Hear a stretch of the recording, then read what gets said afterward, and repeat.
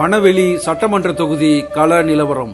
மணவெளி சட்டமன்ற தொகுதி தவளக்குப்பம் பகுதியில் அமைந்துள்ள ராஜீவ்காந்தி நகரில் சாலை சரியில்லாத காரணத்தால் மக்கள் தொடர்ந்து NRBJP அரசிடம் சாலை அமைத்து தர வேண்டும் என கோரிக்கை வைத்தனர். இதனை தொகுதியின் சட்டமன்ற உறுப்பினரும் சபாநாயகரும் கண்டுகொள்ளாத நிலையில் மக்கள் மீது அக்கறை கொண்ட காங்கிரஸ் துணைத் தலைவர் RKR ஆனந்தராமன் அவர்கள் தனது சொந்த செலவில் ஜல்லி சாலை அமைத்து கொடுத்து மக்கள் மீதான அக்கறையை வெளிப்படுத்தியுள்ளார்.